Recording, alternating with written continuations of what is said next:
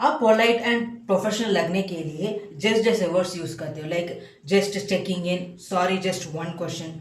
आपका इंटेंशन ये है कि मुझे रिस्पेक्ट एंड सॉफ्ट रहना है। बट अगर मैं कहूँ कि जस्ट जैसे वर्ड यूज करने से आपकी बात की इंपॉर्टेंस कम हो जाती है। जब आप जस्ट जैसे वर्ड्स यूज करते हो ना, तो कॉन्शियसली आप लोगों को हिंट देते हो कि मेरे मैसेज में कोई इंपॉर्टेंट नहीं है, और शायद इसी वजह से लोग आपको सीरियसली नहीं लेते हैं और कहीं ना कहीं ये वीक इंप्रेशन बढ़ जाता है। अगर आप भी अपने डेली लाइफ में जस्ट जैसे वर्ड्स कुछ ज़्यादा ही यूज कर रहे हैं, तो आज हम इसी हैबिट को फिक्स करते हैं। वेल, इस प्रॉब्लम को कहते हैं सेल्फ श्रिंकिंग वर्ड। जब आप जस्ट वर्ड ऐड करते हो ना, तो आपकी बात की जो वैल्यू है वो कम हो जाती है। आप रीजनेबल, वैलिड और नॉर्मल बोलना चाहते हैं, लेकिन जस्ट वर्ड यूज करने से आपकी बात में जो इंपॉर्टेंस होती है ना, वो पूरी तरह से खत्म हो जाता है। साइकोलॉजी में ये वर्ड आपके बात को छोटा बना देता है। टाइम के साथ जब आप ये पैटर्न बार बार रिपीट करते हैं ना, तो लोग उस लेंस के थ्रू देखने लगते हैं, मतलब कि कम प्योरिटी, कम अर्जेंसी एंड कम अथॉरिटी के साथ। जब आप ये जस्ट वर्ड यूज करते हैं ना, तो ये आपके सेंटेंस को श्रिंक कर देती है। आपको ये पोलाइट नहीं बनाता, बल्कि छोटा बना देता है। तो इसका एक डीपर साइकोलॉजिकल इम्पैक्ट है। ह्यूमन ब्रेन इन वर्ड्स को लिटिल मीनिंग के लिए नहीं सुनता, बल्कि उनके थ्रू स्टेटस सिग्नल के लिए प्रोसेस करता है। लाइक मैं डिस्टर्ब नहीं करना चाहता, मैं ज़्यादा स्पेस नहीं लूँगा। तो इसे कहते हैं साइकोलॉजी में सेल्फ मिनिमाइजिंग बिहेवियर। मतलब आप कॉन्शियसली और अनकॉन्शियसली अपनी बात को छोटा बना देते हैं। यह हैबिट कॉमन इसलिए है क्योंकि हमें हमेशा से सिखाया जाता है कि ज़्यादा डिमांड नहीं करना, बोल्ड मत बनो और हर चीज़ में एडजस्ट करो।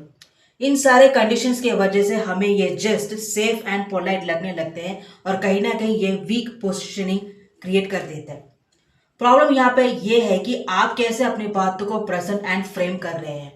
अगर आपके बात में वो वैल्यू है, वो इंपॉर्टेंस है, बट अगर आपने उसे स्ट्रांगली प्रेजेंट या फ्रेम नहीं किया ना, तो वो यूजलेस हो सकता है।